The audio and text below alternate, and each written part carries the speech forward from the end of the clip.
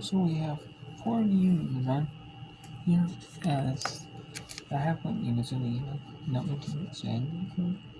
There's 5-3 at the Manhattan is leading in the third. 5-3. We have Mercer 17-3 for Gardner, and it's a constant running clock.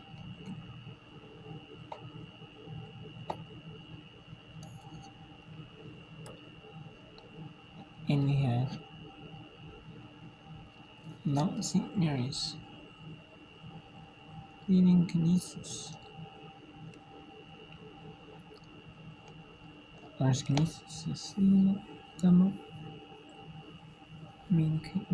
I should say Canisius was leading them up. Yeah, 4-3 ahead. There's Mount St. Mary's leading.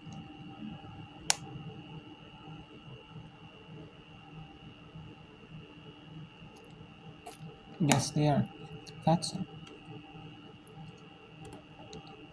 Yeah, I've heard the others. So let's go to two games here on. We have the Gardner Webb Mercer and we have Huguet Manhattan. Huguet Manhattan has just been like a slow game. Obviously in heavy rain and like a really wet field, and like obviously your everything's soaked, your shoes are soaked, your feet are soaked, and the balls wet. The balls are wet in the field. Obviously. Even if you got one that's kind of fresh and it's still wet, it's just hard to maneuver, and it's mostly like been these games are like defensive games or a down game. Especially with teams looking for their first win in the Metro Athletic Conference. Especially in the state. You just gotta go super slow, get so randomly. And 6-4 Mountain St. Mary's and Canisius lead over Canisius. 5-3 obviously and we have 18-3 over Manhattan. And we have 8-4 Fairfield over Mary's. If there's only one game on, I will only show you that one game on. I will not show you that last game. So since this one's about, we'll go to Manhattan leading 5-3 with 2 minutes remaining.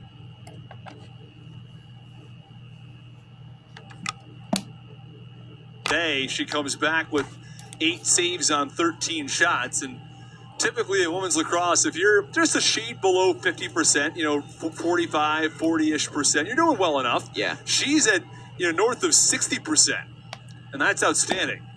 She's been terrific today. Best player on the field for either team, and these have not been easy saves for the most part. Some really close shots in tight that she's had to make some big stops on. None bigger than the one just recently on Fernandez, as she wanted to become the extra defender out there trying to block a pass as well.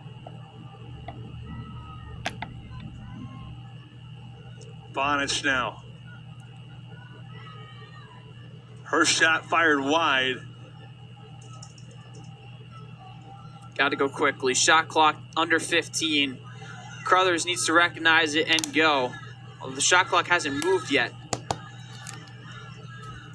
Now 7 and ticking down. 3, 2, 1, and that's it.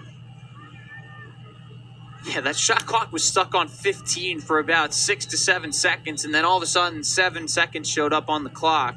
So there are 2 shot clocks here on the field at Gaelic Park. The one to our left, which is from your camera angle to the left, is working properly. The one to our right is skipping seconds intermittently.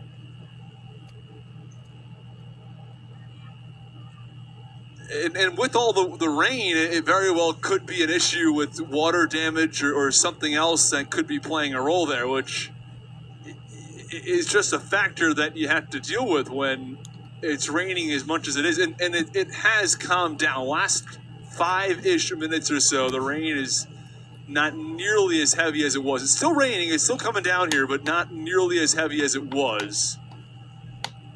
I mean, let's call it what it is. It is still vicious out. It is. Oh, it is. And we just saw a wind gust that was carrying things all over the sideline.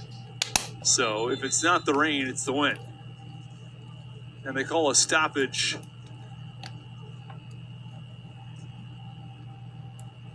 I mean, they're putting 84 on the shot clock. I don't know why they're even starting the shot clock. It's 31 seconds to go. There's under a minute to go in the quarter, and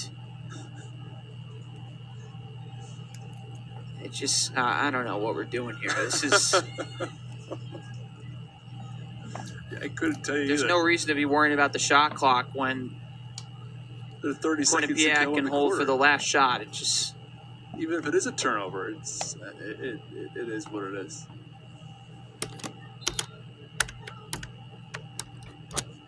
Finally got it going. But. Yeah, and I think it's working again. No, it's not. It's not. It was wishful thinking.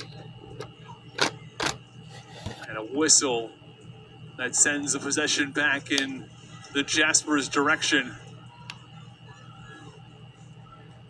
Yeah, and Ken Bordello might be content to just hold this out for the rest of the quarter. Yeah, I think that might be the best move.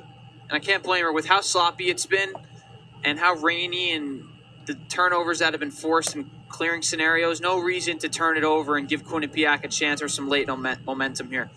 Well, that ends the third quarter. The Jaspers didn't get on the board here in the third, but the Bobcats had back-to-back goals, and they've